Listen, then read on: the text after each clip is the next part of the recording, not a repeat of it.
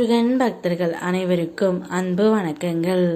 என் அன்பு குழந்தையே, உன் மனதால் நினைக்க கூடாது ஒன்று, உன் துணை பின்னால் இருந்து ஒருவர் கட்டளை போட்டு கொண்டு இருக்கின்றார் தங்கமே. அந்த நபர் யார் என்று உனக்கு தெரிய வேண்டுமா? இதை முழுமையாக கேள், உனக்கே புரியும். இந்த உலகில் எத்தனையோ தெய்வங்கள் இருந்தாலும் அவற்றையெல்லாம் விட்டு இந்த அப்பா முருகனையே உன் கதி என ஏற்றுக்கொண்டாயே. அப்படியான பிள்ளைக்கு வாழ்க்கையில் ஏற்பட்ட துன்பத்தையும் சுமப்பது என் கடமை அல்லவா?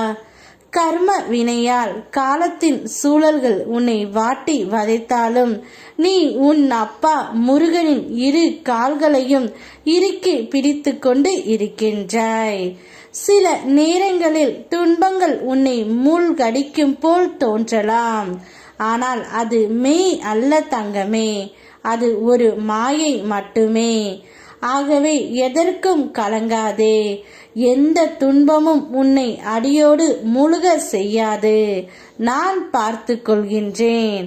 நான் உனக்காக தினமும் என் கரங்களை நீட்டி ஆசிர்வதிக்கின்றேன். நீ கொடுப்பதற்காக நிற்கிறாய் என்றால் உனக்கு தேவையானவை யாவும் என் பாதத்தில் குவிகின்றன. நான் உன் கண் முன் ஏதாவது ஒரு ரூபத்தில் உனக்கு காட்சி கழிக்கின்றேன். உன்னிடம் யாசகம் கேட்கிறேன்.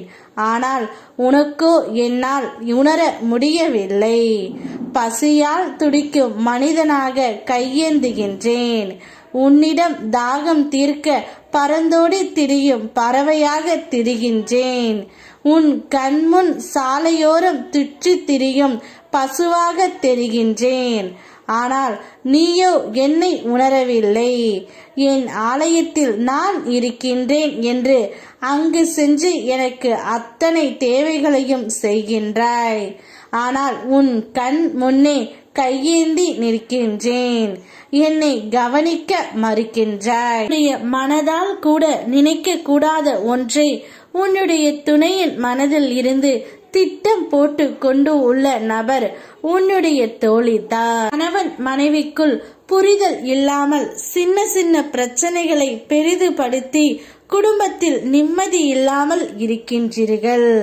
விட்டு கொடுத்து வாழ பழகு.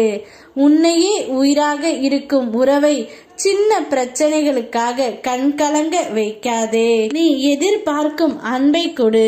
அதைவிட பல மடங்கு அன்பை பெறுவாய்.